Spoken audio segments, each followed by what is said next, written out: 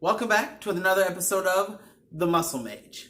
So, in today's episode, we're going to talk about cosplay. I hear this all the time, and it's to no end.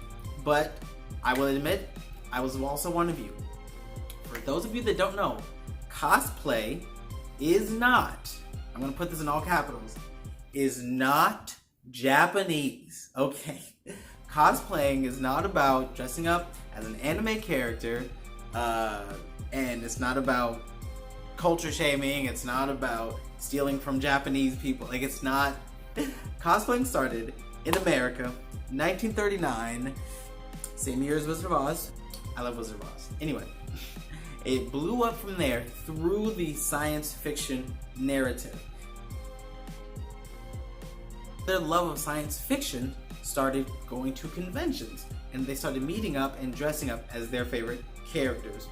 Now, fast forward to, today's time, and cosplay has turned into an epic, monumental occasion where people get together at conventions or at parties, and they dress up as characters from their favorite movies, genres, video games, TV shows, you name it. Where does the word cosplay come from? It's a combination of the words costume and play, creating the word cosplay. I will post a video below if you want to learn anything more about the origins of cosplay. I'm going to put the link below. Now, on that note, there's really, really great cosplays like this. And there's, I guess you could say, not so great cosplays like this. The point of cosplay isn't about being better than other people. It's not about spending more money on a costume, and it's not about homemade versus store-bought or whatever, because we can go down that road forever. The point of cosplay is to, at least for just a moment, in my opinion, to just escape the reality that is your world and join a different world. You become that character.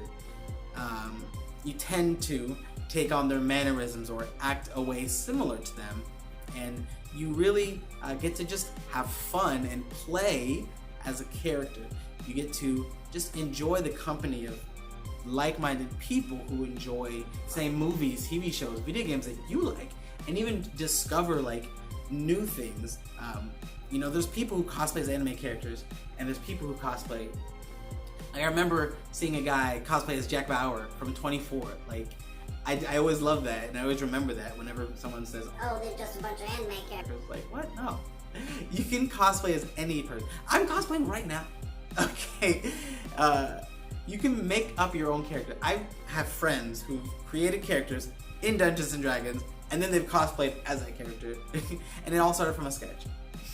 My point is, cosplaying is about having fun and just being open to a new experience. It's about diversity, and it's about inclusion, and it's about being just being someone else, even for a small amount of time, and just joining a different universe, a different reality. It's just about having a good time. Most of the time, when you meet a cosplayer, they're super nice people. And cosplayers can be anyone. It's not just for nerds. Cosplay is not just for the losers in their mom's basement. Cosplay is for women. Cosplay is for kids. Cosplay is for high-class lawyers. Cosplay is for anyone who wants to have fun and to experience something new. And so, like I do every episode, you guys have a cosplay tip of the day. Today's tip is actually on how to start cosplaying. For those of you that don't know how, what we in the cosplay community call a low-budget cosplay is called closet cosplaying. That means you go into your closet and you just see what you have. You'll be surprised a lot of the time how many characters have clothes that are very similar to what you would wear in your everyday life. If you've got any cosplay or fitness questions, leave them below and I'll be sure to answer them as best as I can.